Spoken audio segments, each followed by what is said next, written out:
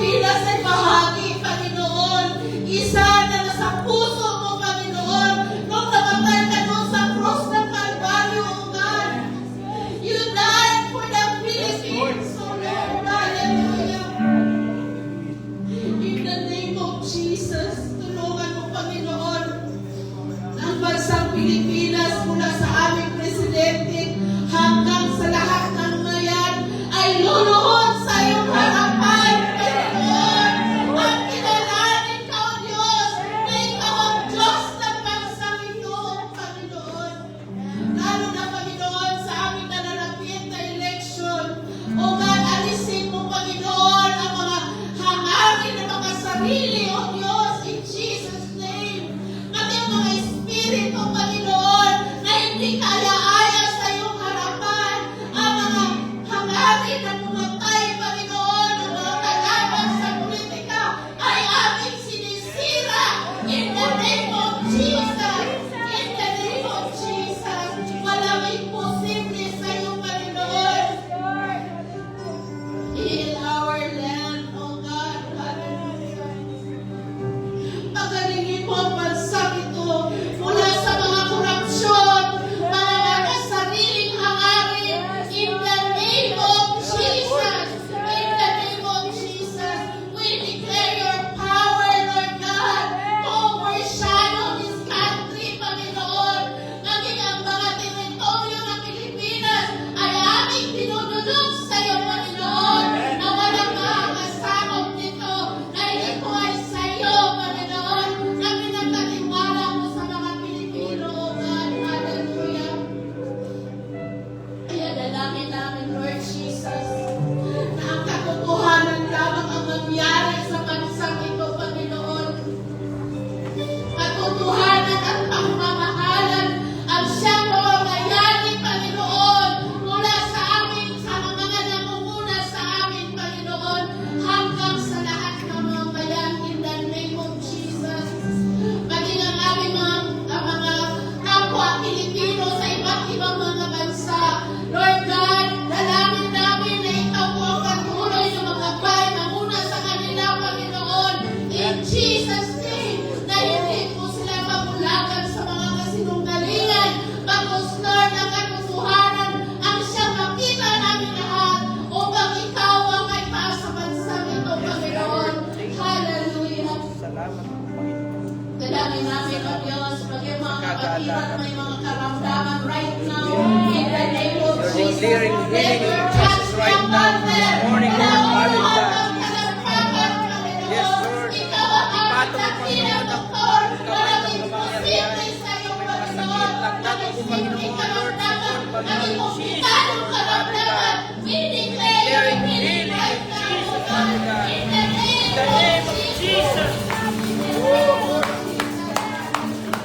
Thank you, Lord, for this healing, Jesus, hallelujah. Lord, ang mga pamilya na sinisira ng kaaway. Yes, Lord Right now, Jesus. Lord God, I pray and I declare na ikaw po, Panginoon, ang mag-ayos sa lahat ng pamilya na sinira ng kaaway. Ayan, Lord God, ang pag-ibig na nagmula sa iyo ang siyang mag-uumapaw sa bawat puso at bawat individual, O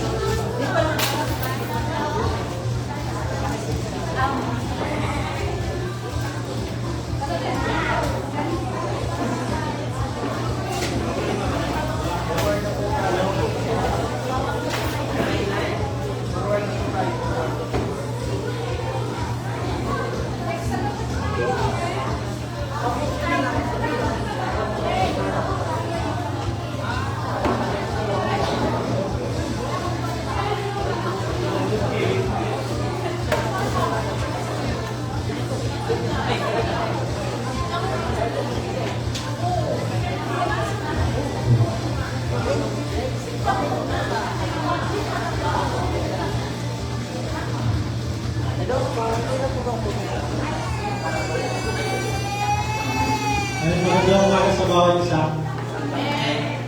Sino yung nag-bless sa ating praise and worship? Maganda ko tayo sa pagtulad sa ating Panginoon. Sabi dito sa 2 Corinthians chapter 9, verse 6 to 7, the point is this: whoever sows sparingly will also reap sparingly, and whoever sows bountifully will also reap bountifully. 7. Each one must give as is decided in his heart, not reluctantly or under compassion, for God's love a cheerful giver. Tapos sabi dito sa Tagalog version, tandaan niyo ito, ang nagtatanim ng kaunti, hayaan ng kaunti, at ang nagtatanim naman ng marami, hayaan ng marami. Ang bawat isa ay dapat magbigay ayon sa sariling pasya, maluwag sa loob at hindi napipilitan lamang. Sapagkat iniibig ng Diyos, ang pusong nagbibigay ng kanyang may kagalakan. Sa ating pagbibigay sa mga types and offering natin, sa mga pledges natin, wala namang amount na binibigay dito yung sila kung ano yung tao sa puso natin at yung halimbawa, nagbigay naman tayo, binigay natin yung buong sahod natin ganyan, pero sa sarili natin, parang mapipilitan ka lamang, saka hindi tao sa iyong puso, hindi inaano ni Lord yung amount na yun, kundi kung paano tayo magbigay sa kanyang mga gawain, saka sa pagkakalawin ng ating bahay sa bahay. Tapos sabi dito, tithings help you to trust God. Helps you to have faith in God's provision. Tithing helps you to obey God with what's precious to you, to become more generous. And lastly, sa pagbibigay natin, binibigay natin sa Panginoon yung ano yung mahalaga sa atin. Doon, kailangan ni Lord yung puso natin, yung kaya ba natin ibigay yung mga mahalagang bagay para sa Kanya.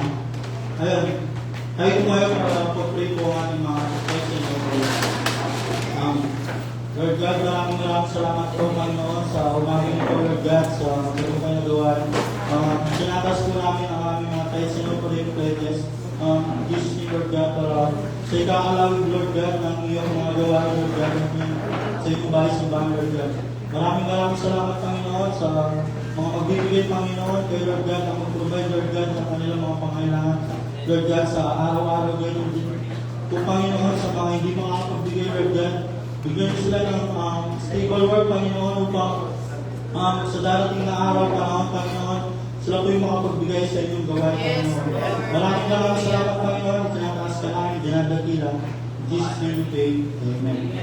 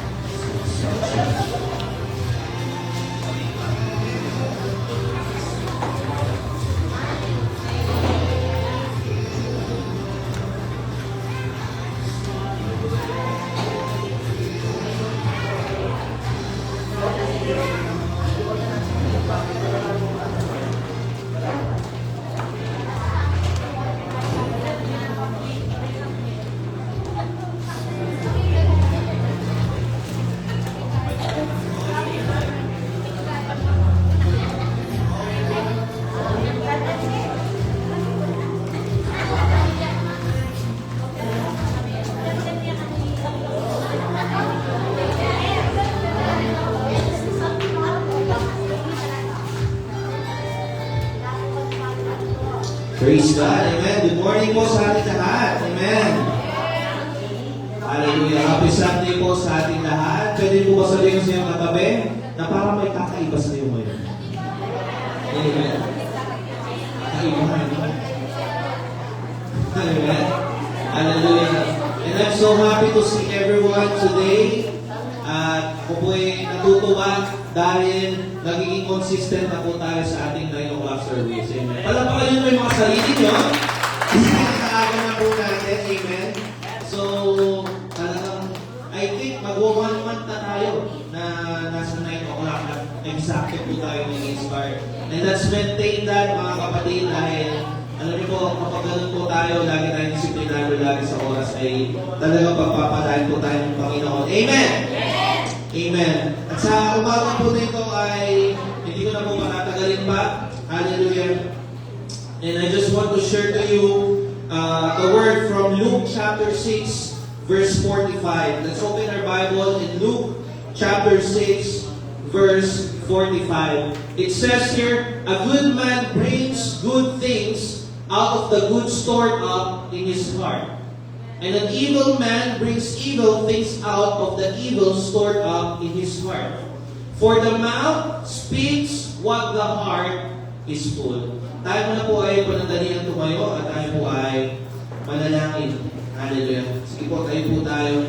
Manaming Diyos, salamat Panginoon sa umaga nito, Lord.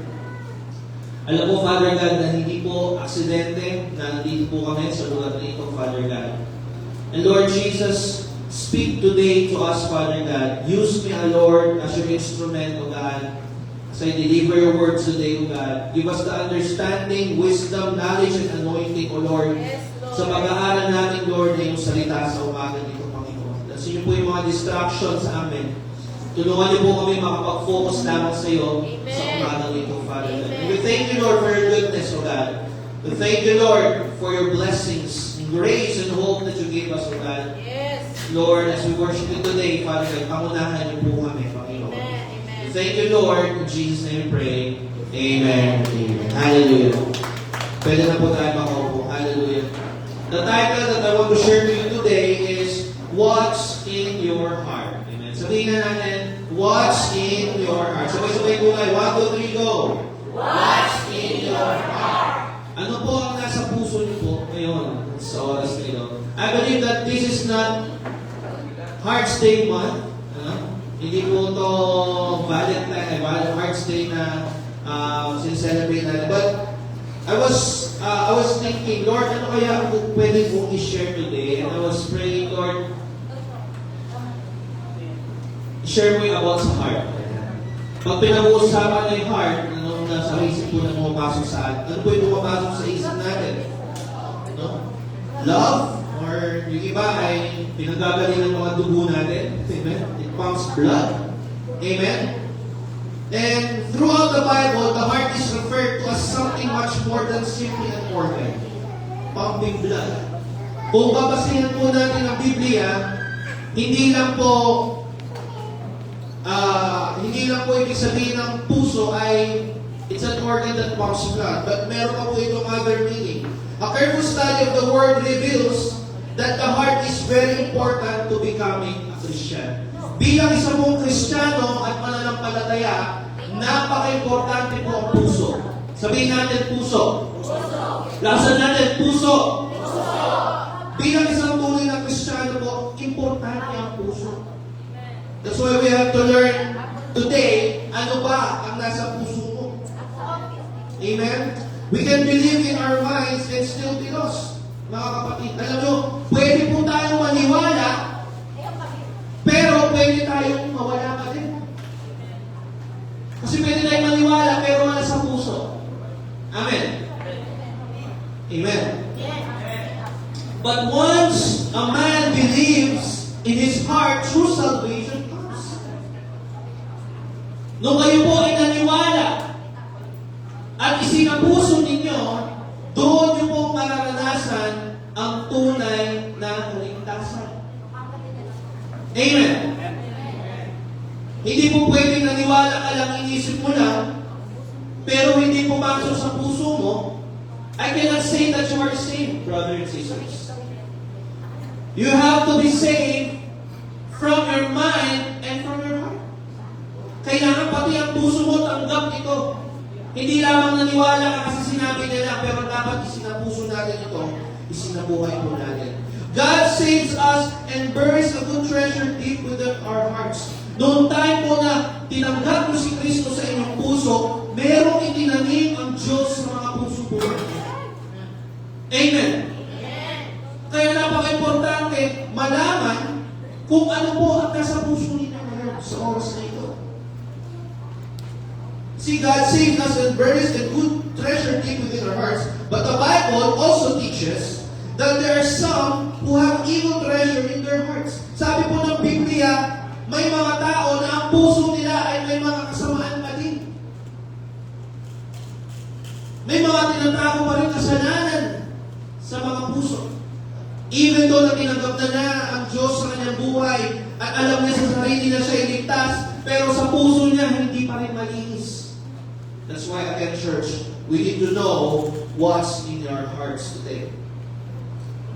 So the question today, what's in your heart? Good treasure or evil? Yan po pag-uusapan po natin ngayon sa umaga na ito. Can you flashback yung verse kanina sa Luke chapter 6 verse 45? The first point I want to share to you, pag-usapan po natin yung treasure na sinasabi ko doon. Tingnan nyo, no? A good man brings good things out of a good stored up in his heart. Tingnan nyo po ano. Kung sa ibang term po yan, sa ibang mga translation, I believe this is NIV. Sa ibang translation po, sabi ko, good treasures ang ginamit ko term po doon. So a good man out of the treasure of his heart brings forth good fruit. Kung babasahin niyo po yung later verses niya, tingnan niyo po ano, babasahin po natin ito. Buksan niyo po yung Bible sa Luke chapter 6 or sa Lucas. Napakaganda po, binabasa ko po ito, sabi ko, parang kulang lang na yung 45 na yung mabasa natin. Tingnan niyo po ito, no? Kung mag-start po tayo sa verse 43, ang sabi po doon, walang mabuting punong kahoy ang namumunga ng masama. Nakakita na po ba kayo ng santol na namunga ng mangga? May nakakita na po ba kayo na? Balitaan niyo po ako kung meron ano. Walang mabuting punong kahoy ang namumunga ng masama at wala rin masamang puno ang namumunga ng mabuti. Nakikilala ang bawat puno sa pamamagitan ng kanyang bunga. Sapagkat hindi nakakapitas ng igos sa matitinik na halaman o ng ubas sa mga dawa. At to follow po yung 45, basahin natin sa Tagalog. Ang mabuting tao ay naglalabas ng mabuti mula sa kanyang pusong sagana ng kabutihan. Nakita niyo po doon?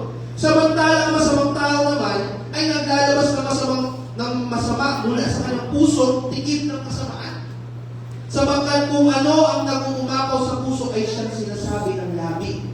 Tandaan niyo mga kapatid, pwede tayong humarap sa iba na ikaw ay tunay na Kristiyano, mabait na tao, pero hindi mo mapipigilan ang lalabas na yung bibig minsan.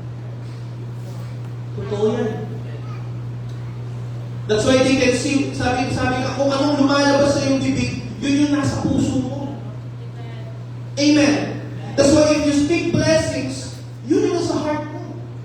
If you speak encouragement, yun yung nasa heart mo, mga kapatid.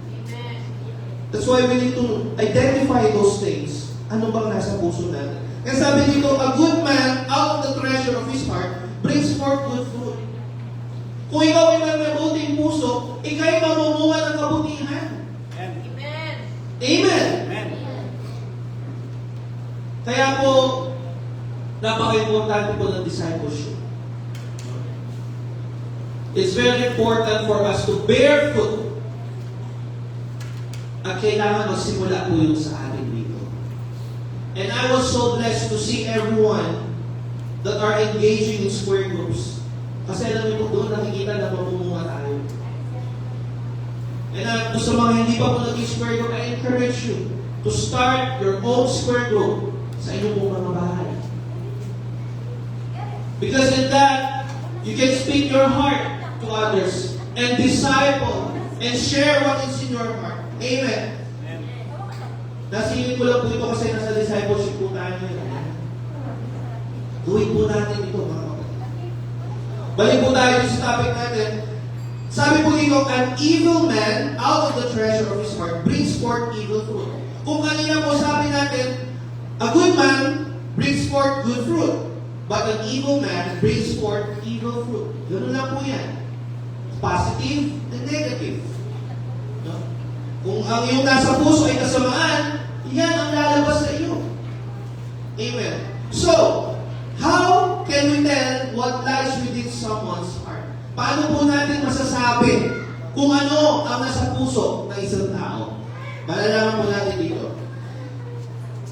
Sabi po sa verse na kanina binasa natin, of the abundance of the heart, his mouth speaks. No doubt his words will give him away.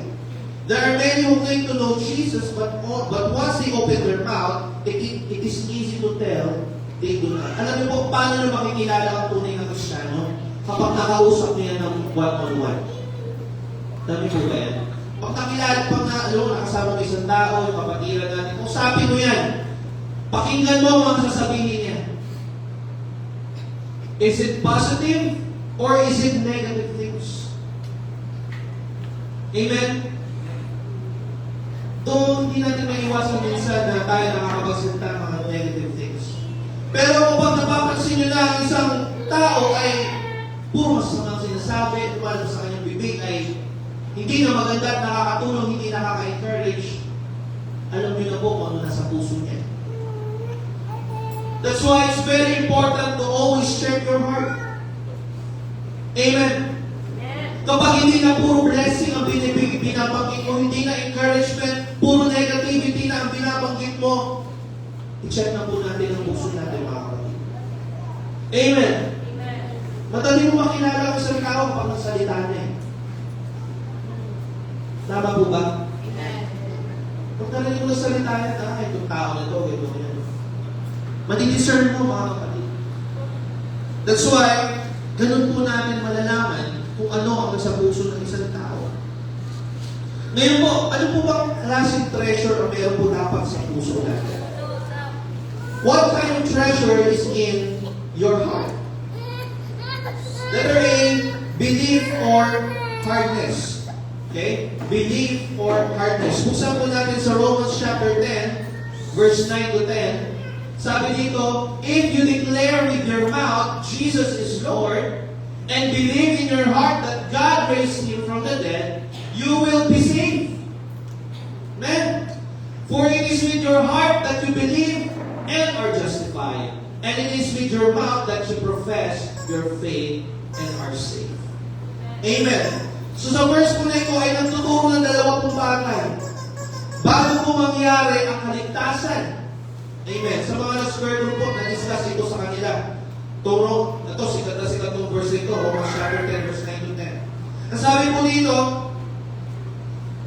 is, bago po mangyari ang kaligtasan sa buhay po natin, we must confess in our mouth that we sin, that we are sinners. Amen.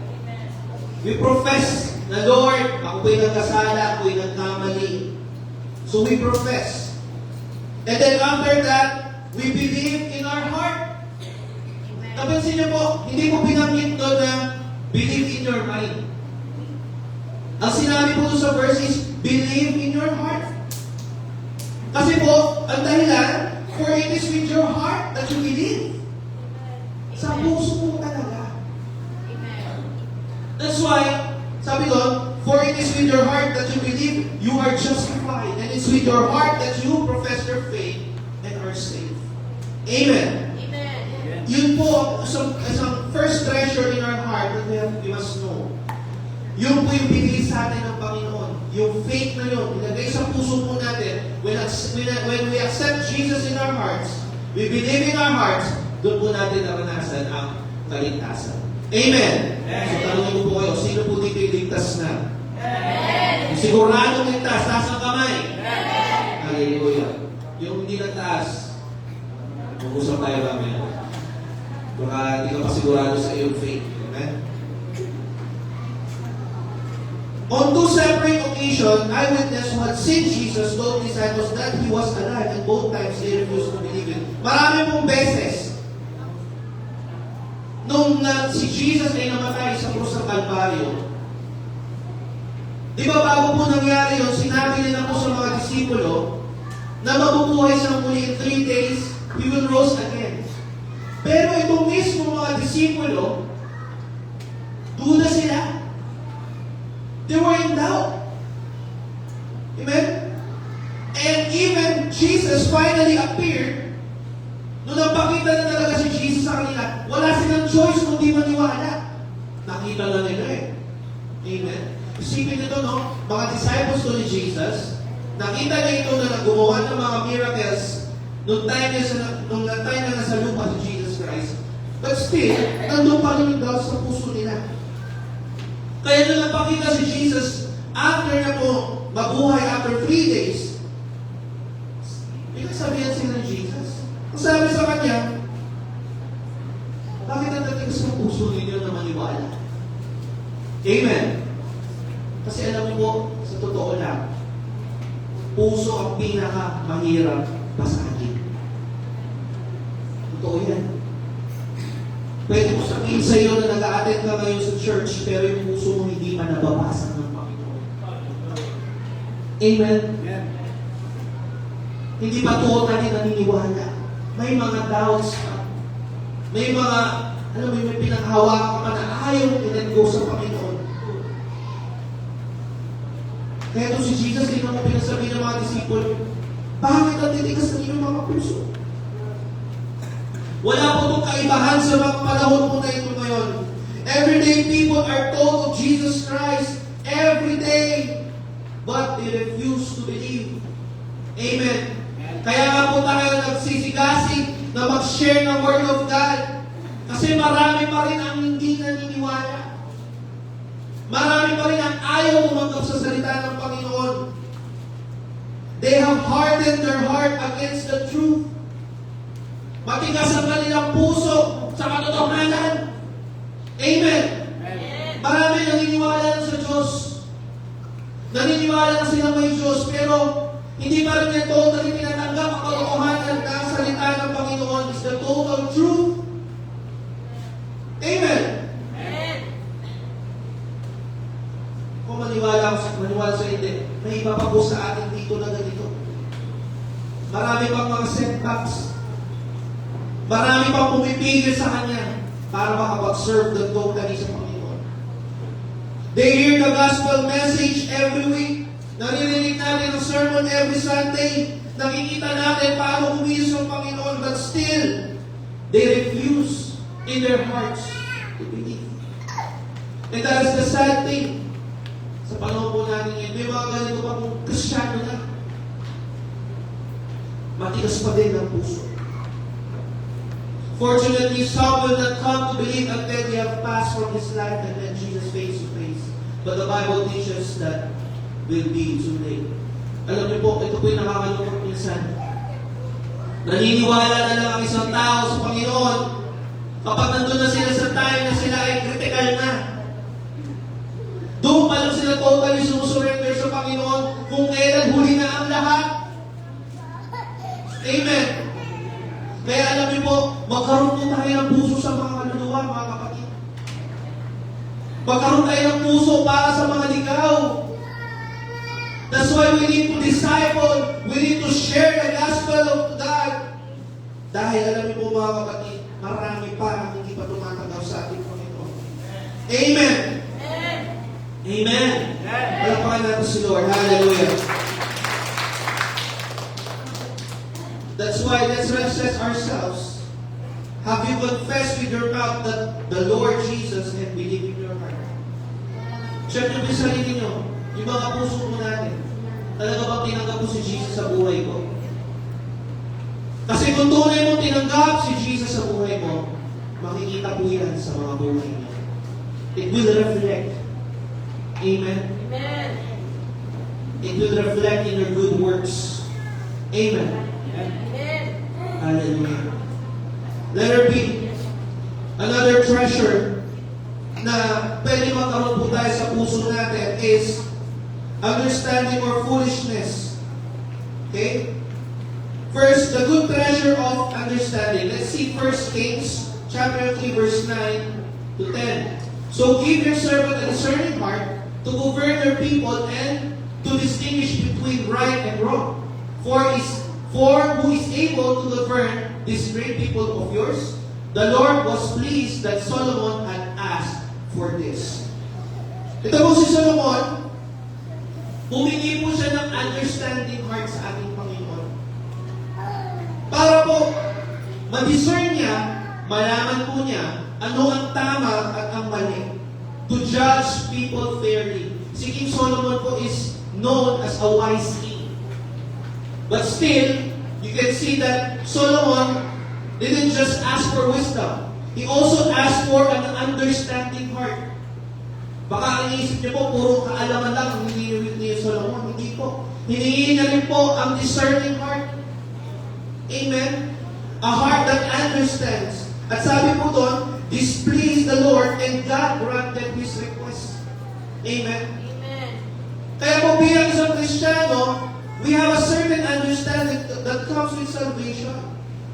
Kung pinag-uusapan po natin ang kaligtasan, God reveals our sin to us and we understand that it hurts our relationship with Him. Ito po nangyayari sa atin when we accept Jesus in our heart. Nilalagyan po tayo ng puso ng Diyos na nakakapag-unawa sa tama at mali. Amen? Hindi niyo po ba napansin nung tinanggap niyo si Jesus sa buhay ninyo, alam niyo na ay, mali pala to. Hindi ko pala dapat ito ginagawa. Ay, ito pala dapat kong gawin. And that is what God planted in your heart. A heart that is understanding. Amen. Kaya alam niyo po, naalala ko yung sabi ni Daddy, wala daw bawal sa church na ito. Wala daw bawal. Sabi ko, sir, bawal po ba kuminom? Bawal po bang manigarilyo? Ay, walang bawal dito. Pero once na inaccept mo si Jesus sa buhay mo, siya na mismo magbabawal sa iyo, kapatid. Ito yan. You can feel conviction. And the Holy Spirit will speak to you.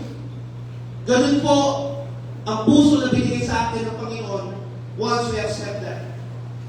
Kaya alam po natin na kapag tayo gumawa ng kasalanan, pag gumawa tayo ng kasalanan sa ating Panginoon, alam natin na makaka-apekto po ito sa relasyon natin sa Kanya. Amen, Zach? Makaka-apekto po ito sa ating relasyon sa Panginoon once we do sin. Amen? He gives us the ability to understand His Word so we can make wise choices. Alam niyo po, nung tinanggap niyo si Jesus sa puso ninyo, nagkaroon po kayo ng understanding sa Word of God. That's why you know what to do. You know how to read the instructions.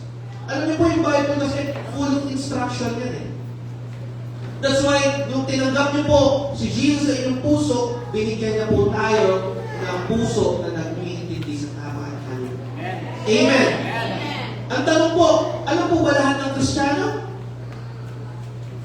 Alam po, so ibig sabihin, alam na po ba lahat ng isang Kristiyano tumanggap sa Panginoon na lahat ng bagay? Sagot po doon ay hindi.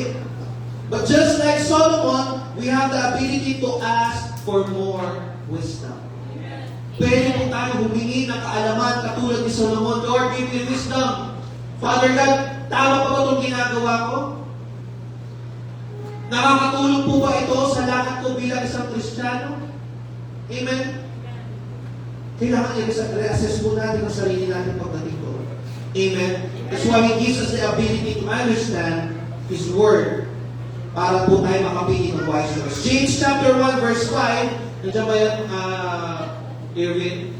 James chapter 1 verse 5, hindi na yun. Says, if any of you lack wisdom, sabi po doon, let him ask of God, that giveth to all men liberally and upbraideth not, and it shall be given him. If you lack wisdom, ask God. Kaya tayo mga Kristiyano, pag nag-decide po tayo sa buhay natin, we don't just base in our mind. We base in our heart, our discernment. Amen? Kaya bago ka magsalita sa iyong wapa, mag-iisip ka yan. Tama ba itong sasabihin ko? Makakasakit ba ako? Makaka-bless ba itong sasabihin ko? So always check your heart, brothers and sisters. Kaya kung tayo ay, alam nyo, hindi naman minsan maiwasan yan na nababagit natin ng mga bagay na hindi nakaka-encourage. That's why you have to pray to God, Lord, give me wisdom, give me understanding. Dahil po ang magbibigay sa atin ng kaalaman. Amen. God wants to give us wisdom and understanding liberally. We only need to ask. Let's ask wisdom. Sabihin nga natin, wisdom. Lakasan natin, wisdom. Importante po yan sa lakad ng isang Kristiyano. Ang kaalaman na galing po sa ating Panginoon. Amen. Pag nag-decide po kayo sa buhay ninyo, alam ko po, our lives is full of decisions. That's why huwag po kayo mag-decide based on your emotion. You decide based on what God wants you to do. Doon po kayo bumasa sa gusto mangyari sa inyo ng Panginoon. Paano? You ask wisdom to God, Lord, tama ba itong desisyon mo na ito? Tama ba, Panginoon, na pag-gastos mo itong bagay na ito? Tama ba na sabihin ko sa kapwa ko? Ask wisdom and God will give the understanding. Amen. Another treasure na pwede kong mapunta sa atin is the evil treasure of foolishness. Romans chapter 1, verse 18 to 21. Nandiyan ba yan, Bill? Romans chapter 1, verse 18 to 21. Nandiyan ba, Bill? Okay. Sabi doon, the wrath of God is being revealed from heaven against all the godlessness and wickedness of people who suppress the truth. Oops. Wait lang. Who suppress the truth by their wickedness. Next verse, since what may be known about God is plain to them because God has made it plain to them. Makikita po natin sa verse na ito, in verse 21, it describes the foolish heart that is darkened. Yung isang puso po na puno ng kadiliman. What is it that led to this description? Tingnan niyo po, no?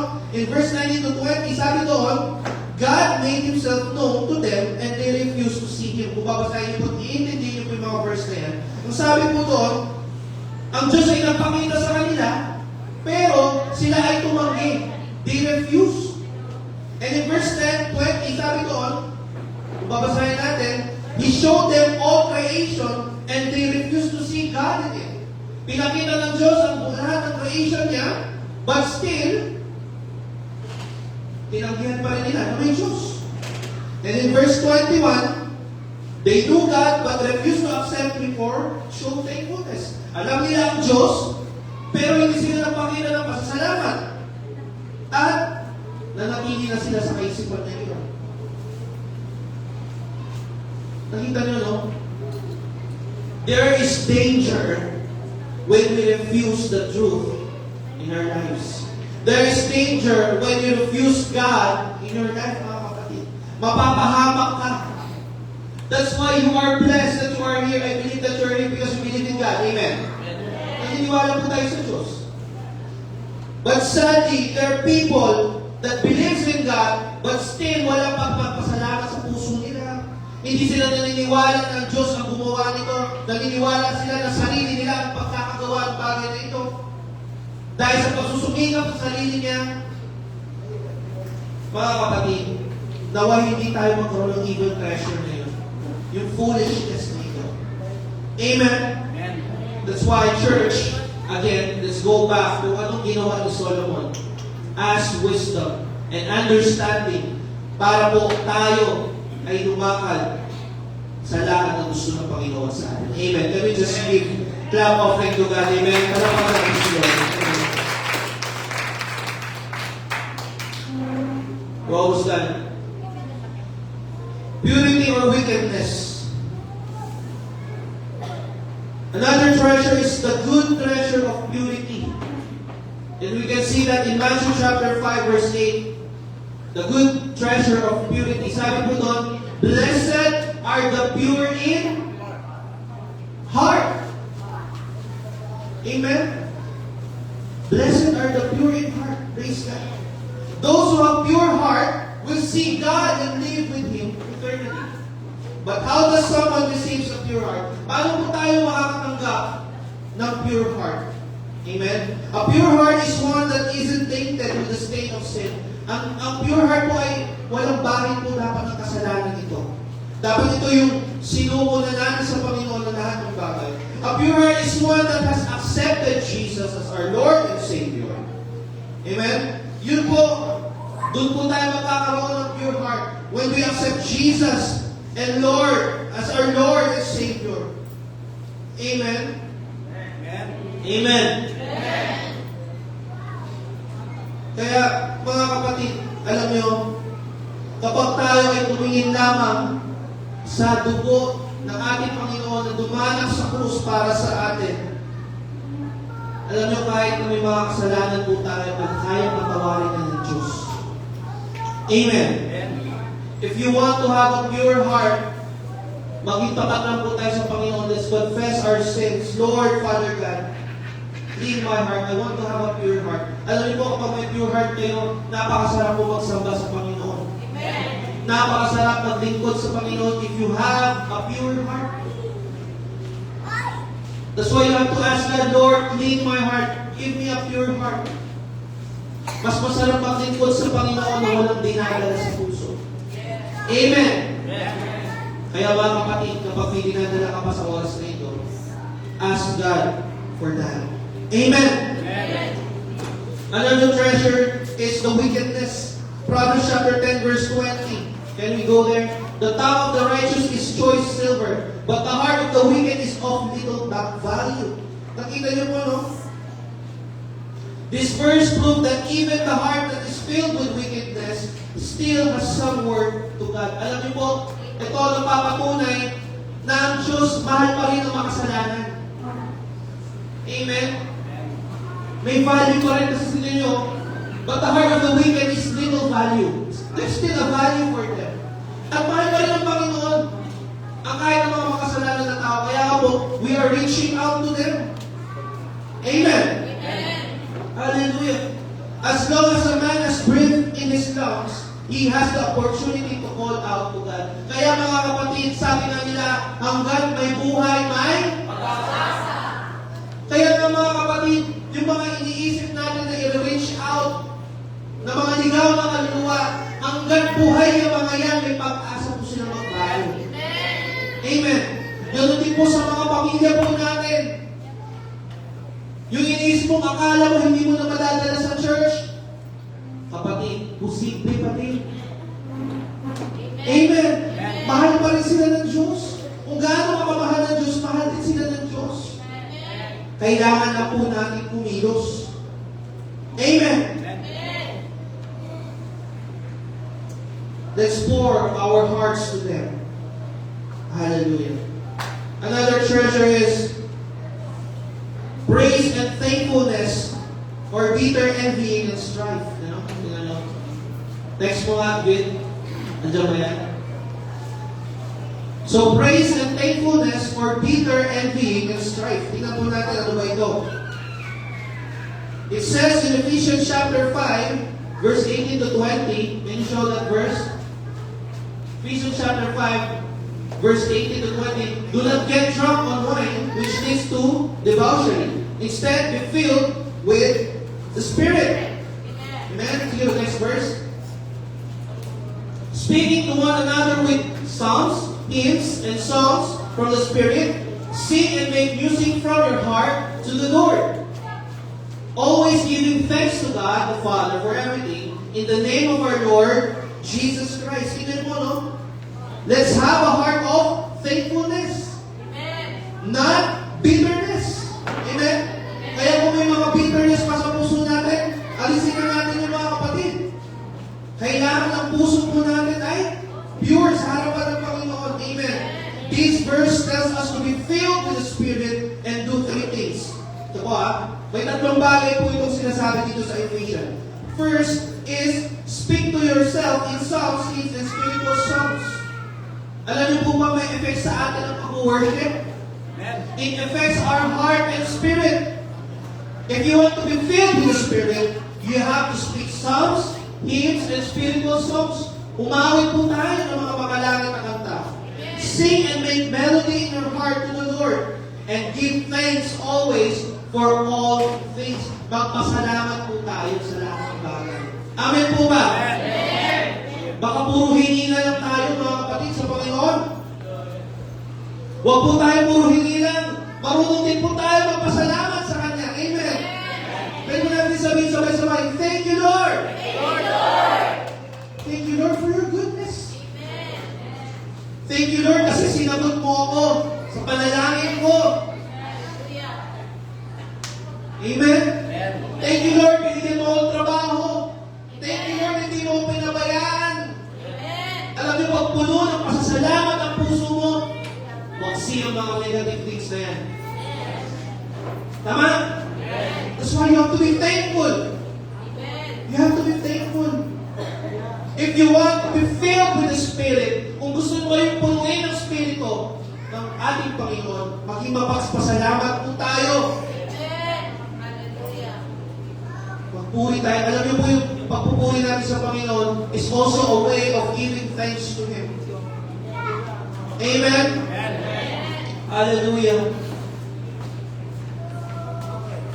After that, we have a responsibility to praise God and give thanks for all the things. Pagkatapos po natin magpasalamat, magsamba sa ating Panginoon, the lost person can give praise to God because the Spirit doesn't reside with Him. Alam niyo po, yung mga taong hindi nakakilala pa sa Panginoon, hindi pa po sila makapagbigay pasalamat talaga sa Panginoon. Dahil hindi pa nakilala ang Diyos. But us, that we have the Spirit of God, we can give thanks to Him. Amen?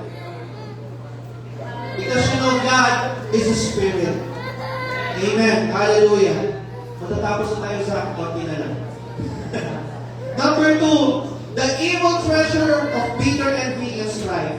Basahin natin yung James chapter 3 verse 13 to 16. This is my last point. James chapter 3 verse 13 to 16. Who is wise and understanding among you? Let them show it by their good life. Tingnan niyo po ito. Let them show it by their good life, by deeds done in the humility that comes from wisdom. Amen. Sino ba may alam sa inyo? Sige, next verse. But if you harbor bitter envy and selfish ambition in your hearts, do not boast about it or deny the truth. Kung kayo ay puno ng bitterness, self-ambition in your heart, do not boast about it or deny the truth. 15. Such wisdom does not come down from heaven, but is earthly and spiritual and demonic. Tingnan niyo po yan, no? Yung mga negative things, yung bitterness, it doesn't come from God. Amen? It is earthly, it's unspiritual and demonic. Kaya huwag sino na po yung bitterness sa puso ninyo. Amen? Sino ba may bitterness dito? Sa tatang may kapaitan ka. Amen? Verse 16. Next verse. For where you have envy and selfish ambition, there you find disorder and every evil practice. Kapag may bitterness ka sa puso mo, magre-reflect yan sa'yo. Amen? Hindi ka makakapaglingkod na maayos. Hindi ka makakapagtrabaho. Kung lagi kang may bitterness sa puso mo, lagi kang galit sa asawa mo. Lagi kang galit. Kagising-gising mo lang, galit ka na. Bitter. Ha? Hindi po yan sa Panginoon. It starts, alam niyo mo yung bitterness, nagsisimula ng away, ng gulo, ng sama ng loob, and that is not from God. That's why church, check again your heart.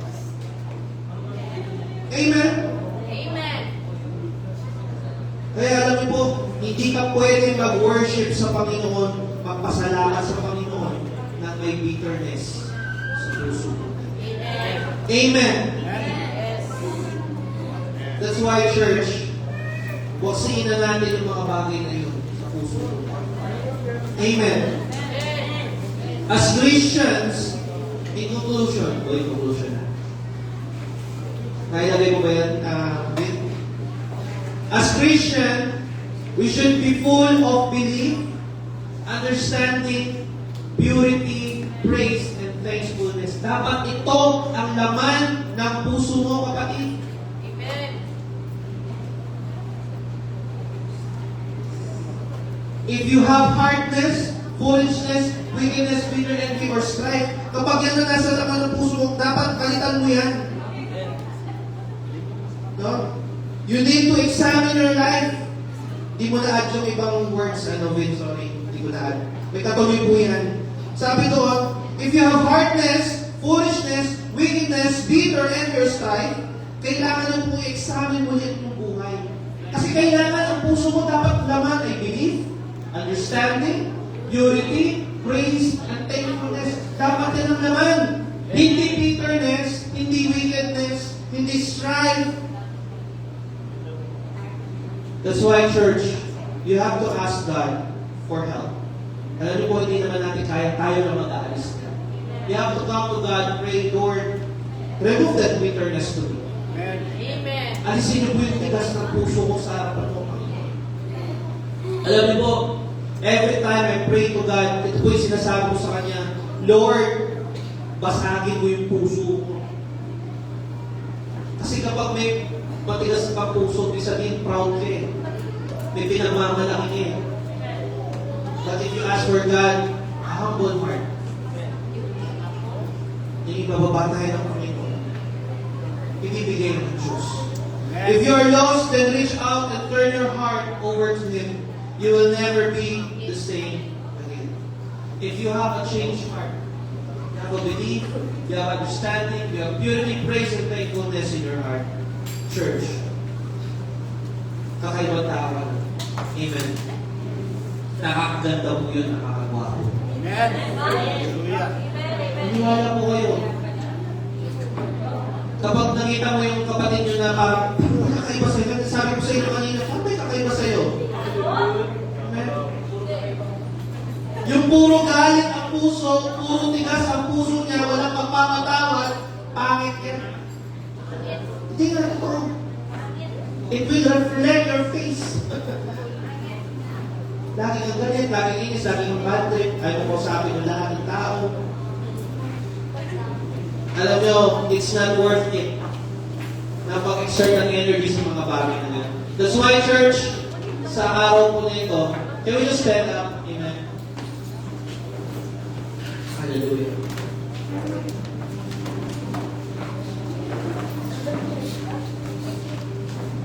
Praise God. Hallelujah. Sa umaga po na ito, let's just review what we have talked today. Usapan natin ito mga kapatid. Sa umaga na ito, balikan natin yung ating pinag-usapan. Lord, ano ba yung nasa puso ko sa araw na ito, Panginoon? I want to examine my heart today, Father. Yes. Hallelujah. Lord, baguhin niyo po yung puso natin. I'm not saying this na ako rin po, kailangan mo yung pagbabago ng puso. Kasi minsan, we're just human beings. Dumarating ang pagkakamali, dumarating ang mga kakulangan, pero, Lord, si Lord ang bibigay sa atin ng belief, understanding, purity, praise, and thankfulness. And that's my prayer to you today. And as we worship, usapin natin ang Panginoon. Pwede ba yung banal mong tahanan? So yung po, so di paranas mo sa akin ang iyong pangyayaran. Tama ba?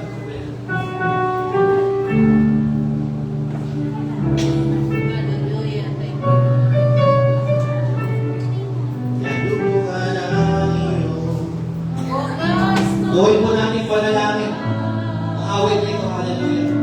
Daluyan na mula hanggang mga papuri at pasamba.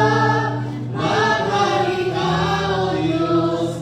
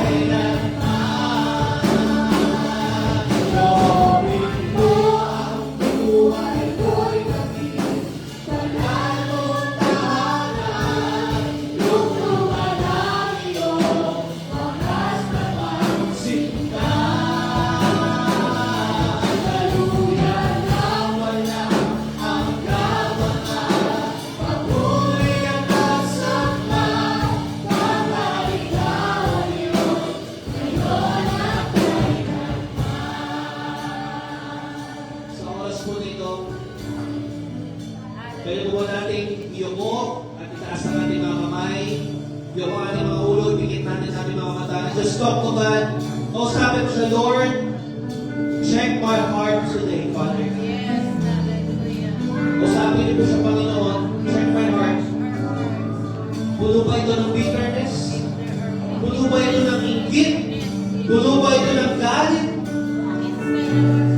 And just talk to the Lord, Father God, help me to release these things in my heart. Kayo po mag-alis nito, Panginoon. Hindi po namin ito kakayanin kung kami lang, Panginoon. Father God, check my heart. I want to have a pure heart, Panginoon. Hallelujah. Oh, Yarabashanda. Oh, Pinakuha. Hallelujah. Sige po, manalangin po tayo masabi natin, Panginoon. Kung sabi ko siya, kapatid, kung sabi ko siya, huwag mo lang pasanin na kami po sa oras nito. Lord, check my heart today, Father God. In the name of Jesus, I want to have a pure heart, God. In the name of Jesus.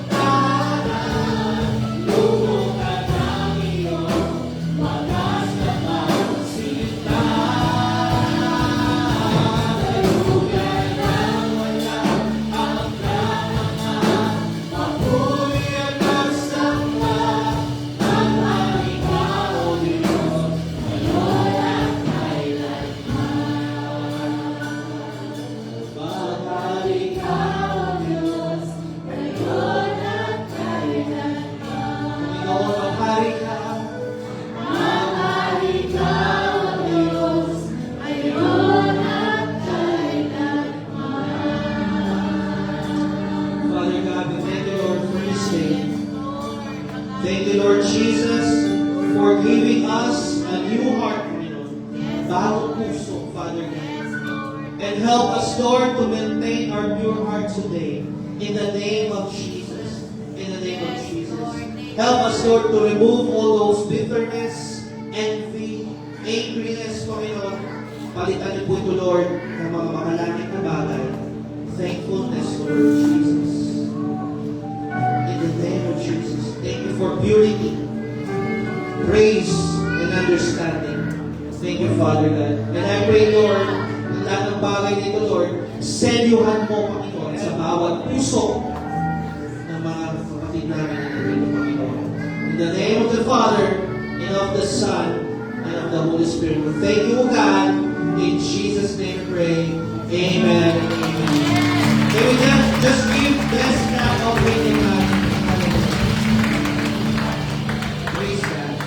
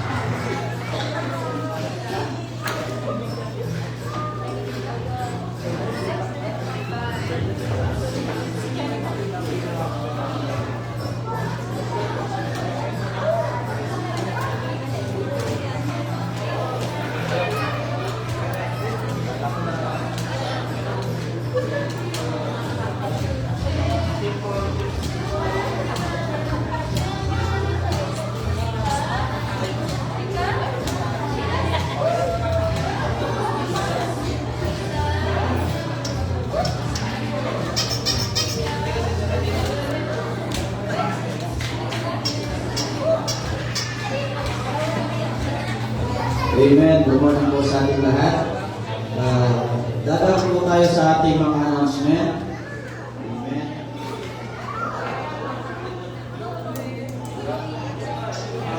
Yan. Announcement po, every Sunday service po, mag-uumpisa po tayo ng 9:45 in the morning. So, dapat po 8:30 pa lang po, nakasikaso na po tayo sa kanya-kanya pintahanan, no? Para hindi po tayo na-delay.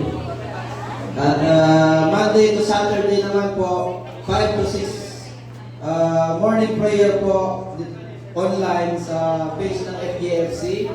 At 7 p.m. every Friday, prayer night po, face-to-face din po dito sa church. Ugaliin po natin mag-attend ng mga prayer night tuwing Friday po para madagdagan po tayo ng mga prayer warriors. Ano ba? Yun po lang yung pakiusap po namin. At don't watch prayer po every Sunday naman po. Kanina po, hindi po kami nakarating dahil nasira po yung sasakyan namin. So, may absent po kami isa ngayong taon. Nung last year po wala kami absent. Ngayong taon mayroon isa. So, ugaliin din po natin kasi mas masarap pong mag-don't watch dito, lalo-lalo na wala kang ibang kausap dito sa umaga, walang maingay, kundi ang Panginoon lang po yung kausap natin. Hanggat yung mga pinagpipray po natin, lahat po yan ay dinulog ng Panginoon din sa don't watch prayer. Amen? School group po sa kay Pastora Ben at Pastor Eli, every Tuesday po sa mga senior citizen. Ano po, Pastor? Dito po sa Church na po. Okay. At square group po din po ni actually po itong square group ng Pastora with Pastor Eli sa empresa. Bali po, nagre-report na lang po kami kay Pastora Ben at saka kay Pastor Eli. So sa empresa po kasi nahati na po yung square group po namin. Ang nag-handle po sa Kananayan, si Lizelle. Ako naman po yung sa Katatayan. Every Saturday po ng 7 p.m. po ito. Kagabi po, masarap po yung banding namin dahil ang topic po ng ministry prayer. So nasa topic na po kami ng prayer, yung Katatayan. No? Ano ba?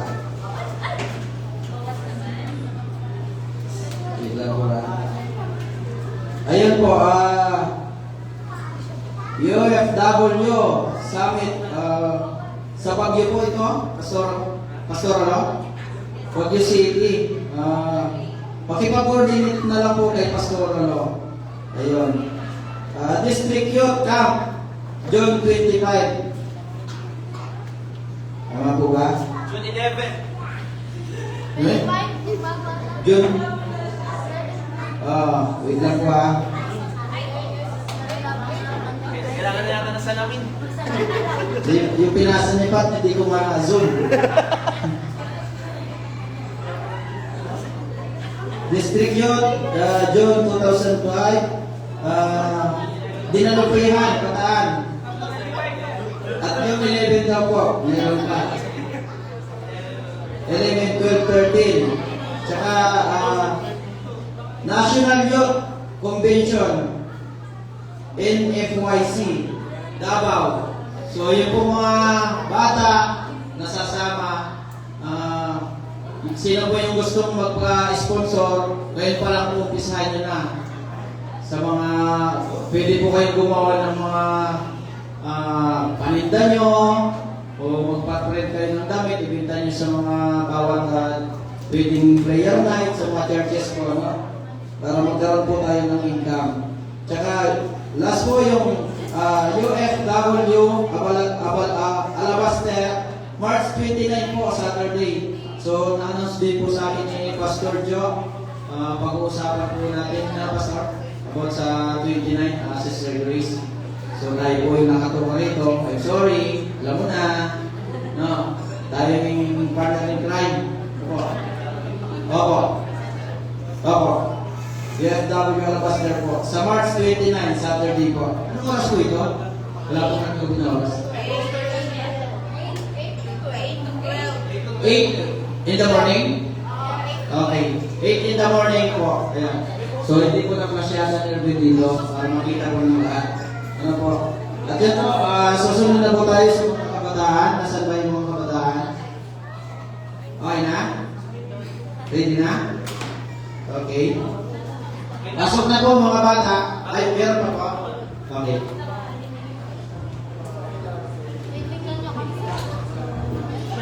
Amen. Baka ba ako lang sila dyan? Hindi po, gusto ko lang pong i-report yung ating pong nangyayari ng mga mission sa Florida Blanca, Lubao, at sa Mawaki po. Papakita lang po natin yung mga pictures na nandiyan na babin. So ito po yung mga nangyayari sa ating mission. Ito po yung ating Florida Blanca na church po doon, yung small church po natin doon. Yan po yung mga kasama natin dyan. May mga adult na po dyan. Yan, may mga bata rin po. Ayan. Yan po yung bahay na ano. Ito naman po ay sa Lubao. Isa pong bahay po sa may Santa Barbara. Yan po yung ginagawa natin doon. Isang bahay po yun doon na may 2 pamilya po, 3. So, pinupuntahan po namin yan every Saturday po ng umaga. Na 11 p.m. po kami nag-start. Sige, next. Meron pa mga pictures. Ayan po, isa pa pong bahay yan doon sa Lubao. Nung nakaraan, puntahan po namin yan doon. Next. Next. Ayan, sa Lubao din po yan.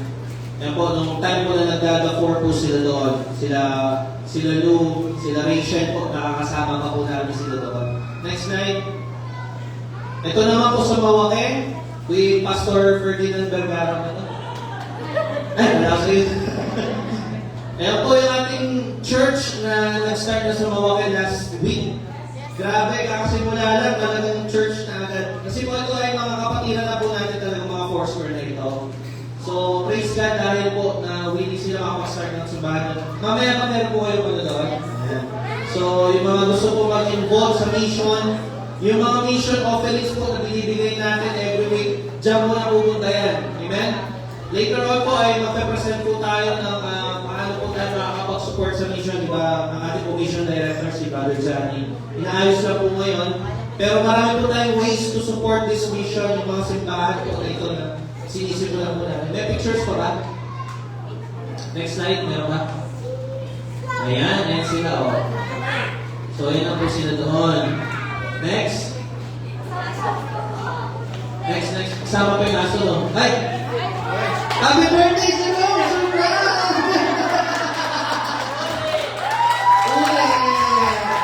Ako po mag-perform yung mga bata. Pag-pray mo na natin si Joe. Kala mo ha? Gulat ka, no? Sige po tayo tumayo. Baka meron pa pong celebrant ng March. Noong nakaraang week, wala. Si Charlotte nandun. Sino po? May anniversary. Last paper. Yung anniversary dito. Yung birthday dito na. Sige po. Tara na. Nag-birthday ka, di ba? Anniversary nyo rin. Ikaw, Mark, kaya sa'yo. Ha? Kaya nga. Yung 6. Happy birthday. Si Jerome. Sino ba? Si Mami Charlotte. Ay, si Ate Grace. Bigyan sinasabi ko sa iyo eh. Di ba? Multimedia, gawa nyo ng posting ko lahat ha. Anniversary at huwag nyo kalimutan yung Dexter ha. 26, advance sa inyo. This is Charlotte. 18. Ayan. Tara ba? Ay! Irvin! Ikaw, Erwin, meron ka. Pampiran tayo ng March. Hallelujah. Kailan sa'yo, King? Ka-birthday ni Kuya Dex! Magka-birthday kayo. Wow. Sa inyo pa start naman. Pero okay lang. Nandiyan na kayo. Ay, si Nihong! Birthday! Si Nemo, March 1. March! Halika, anak. Let's pray for you. Sige po, let's extend our hands sa mga nag-birthday at mag-birthday pa lang. Okay? Hallelujah. Let's extend our hands to them and speak blessings at saka sa mga nag-anniversary. Father God, I pray sa araw na ito, Lord, salamat sa buhay ng mga kapatid po namin na nagdali po naman ng birthday. Pati po kay Jerome na nagdala sa birthday niya ngayong araw na ito. In the name of Jesus, bless these people, O God, lalo na Panginoon, ang kanilang mga careers, ang kanilang ministry, Father God, na mabigyan mo sila ng good health. I-bless mo sila, Lord. Alam mo, Panginoon, ang desire sa kanilang mga puso, Father God. So I today, I pray and I speak blessings in the name of Jesus. O God, punuin mo ang kanilang mga bulsa, punuin mo ang kanilang mga puso ng kaligayahan, Panginoon, at ng pag-asa, Father God. And I also pray, Lord, for the couples, Lord, na celebrate, Panginoon, ang kanilang anniversary. Salamat sa buhay ng mga mag-asawa nito, Lord, and Brother Percy, Sir Liza, Brother Johnny, and Sir Lizelle, Panginoon. Kayo po, Panginoon, na mag-bless sa mga mag-asawa nito, Lord. Salamat sa taon ng kanilang pagsasama, Lord, na way pagpalain mo pa, Panginoon, pahabain pa, Panginoon, ang kanilang relationship, Father God, hanggang sa dumating ka, Panginoon. I-bless mo, Lord, ang kanilang mga families, Father God, ang kanilang mga business, ang kanilang mga trabaho, Father God, na way mag-flourish ito. In Jesus' name, I pray for Mark, Irvin, Dexter, Charlotte, and Sir Emma, Sir Grace. Bless these people, O God, that they celebrate their birthdays, O God. Now, Panginoon, naway buksan mo ang dumungawan ng pagpapalad ni Buso sa kanila, Father God. Salamat, O Lord, at aking dinededicate ang buhay na bawat isa na nandito, Lord, sa iyo, Panginoon. In Jesus' name we pray. Amen. Amen. Happy birthday. Happy birthday, Jerome. Happy birthday po sa inyo. Advance. Happy birthday. Sige po, tawagin natin yung mga bata.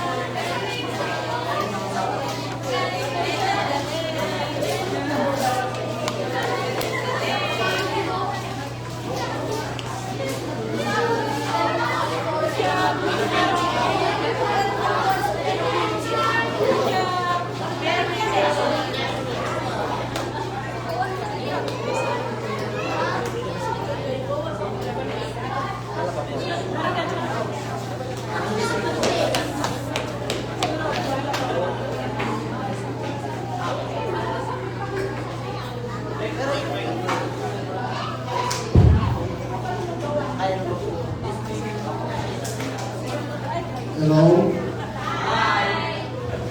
Magandang umaga po sa inyo lahat.